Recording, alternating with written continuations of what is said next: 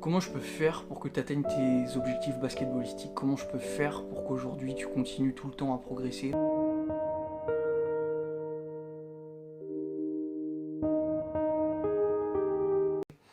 Que ce soit mentalement, que ce soit physiquement, ou que ce soit au niveau de ta technique.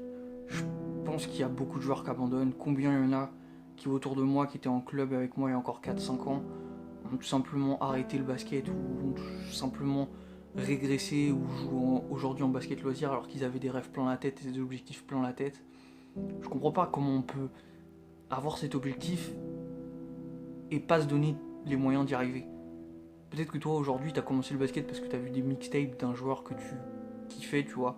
Peut-être que c'était Kobe, peut-être que c'était Michael Jordan, peut-être qu'aujourd'hui tu commences le basket en regardant Curry ou Trae Young ou j'en sais rien. C'est un peu tous notre cas et on se dit qu'on va arriver à reproduire leur move au bout de 2-3 mois et finalement ça arrive pas. Parce que tu te mens à toi-même en fait quand tu fais ça. Et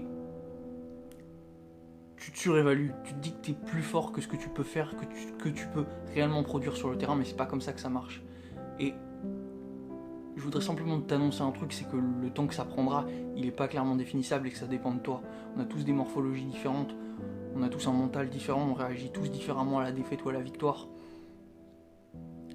Et ça me tue de voir des gens abandonner parce qu'en fait on est à chaque fois à un entraînement de la réussite. Peut-être qu'aujourd'hui tu es en départemental et que tu vas aller en régional. Si ça se trouve, t'es à 3 entraînements de la réussite. Si ça se trouve, t'es à 3 entraînements de ton objectif d'aller en régional. Je comprends pas comment il y a des gens qui peuvent abandonner tout simplement. Parce que ça, c'est une attitude qui va se retraduire dans la vie de tous les jours. Et ce message-là, il est super important. Donc par pitié, arrête d'écouter les mauvaises langues. Écoute pas les joueurs de ton club qui te disent que tu pourras pas y arriver parce que t'es trop petit, parce que t'es trop mec, parce que t'es trop gros, parce que t'es démembré ou j'en sais rien, mais fais ton truc et travaille dans l'ombre surtout. Si t'es pas prêt à aligner 2-3 heures d'entraînement après ton entraînement et que t'as un objectif qui est assez élevé, t'y arriveras jamais. T'y arriveras jamais, et c'est ce que la plupart des gens font. Il y a peut-être 99,999999% des gens qui arrivent dans le basket, simplement parce que même s'ils avaient un environnement pourri, même s'ils avaient des parents qui les contredisaient et qui voulaient pas qu'ils aillent aux entraînements ou s'entraîner ou faire leurs devoirs avant d'aller s'entraîner ou je sais pas trop quoi, eux ils avaient une vision très claire de ce qu'ils ont fait et ils ont suivi leur chemin et aujourd'hui ça leur réussit. C'est simplement qu'après les entraînements, ils font d'autres entraînements, ils préparent les vidéos, ils s'alimentent bien. Il y a tout un programme à suivre. C'est tout le travail d'une vie si tu as un objectif qui est haut. Si tu as un objectif qui est plus bas, bah tu te fixes des objectifs plus bas mais tu les respectes. Tu restes dans la salle et tu te dis ok, moi je pars pas du terrain avant d'avoir rentré 203 points. Ça peut être un objectif, tu vois. Et tu fais ça tous les 7 jours. Et tous les jours tu te fixes un autre objectif, mais il faut que tu sois ton propre coach. Aujourd'hui on n'arrive pas à s'auto-coacher parce que c'est la société qui nous faut remettre comme ça selon moi. Et il y a aussi cet effet de à l'école on te dit de faire tes devoirs donc tu les fais, t'es bien obligé. Mais là on parle du basket les gars. Là on parle du basket, c'est notre passion, mais c'est tellement plus simple de se trouver des excuses et de dire que t'as une mini blessure et que tu peux pas continuer l'entraînement, c'est tellement plus simple. Parce que t'es ton propre coach au basket dans le niveau amateur, c'est pas ton entraîneur qui va te dire, sauf si t'as un très bon niveau, c'est pas ton entraîneur qui va te dire allez pousse encore, si tu lui dis j'ai envie d'arrêter, il va te dire ok. Mais combien il y en a qui arrêtent par manque de motivation et parce que c'est tellement plus simple d'abandonner et de trouver un autre truc plus pépère à faire à côté. J'ai été comme ça au début, c'est pour ça que je voudrais pas te blâmer si t'es comme ça aujourd'hui. Mais simplement comprendre et changer son état d'esprit.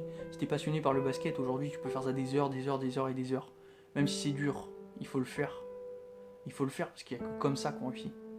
Et il y a aussi notre environnement extérieur. Je pense qu'aujourd'hui, si tes coéquipiers, tu leur annonces clairement que t'es en départemental aujourd'hui et que tu veux aller en national et qu'ils te rigolent au nez, il faut pas les écouter, il faut faire ton truc de ton côté. Il faut s'entraîner après l'entraînement, il faut travailler dans l'ombre. C'est tout le mantra et tout l'esprit que j'ai envie de mettre dans cette chaîne YouTube. C'est que t'abandonnes jamais rien, que c'est que tu lâches jamais rien et qu'on ait une préparation mentale digne des plus grands champions et qu'on copie ce qu'ils font et qu'on puisse aller loin comme ça. Donc ce message il s'adresse à tout le monde.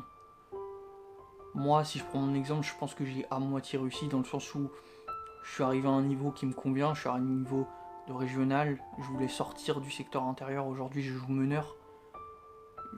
J'ai un bon shoot, avant je shootais derrière la tête, j'ai une bonne finition, avant je faisais des triples pas tu vois. Mais petit à petit je progresse. Et un jour, j'atteindrai l'objectif que je voudrais atteindre, parce que j'ai cette autodiscipline et j'ai cette vision claire, et il n'y a rien qui peut m'en empêcher.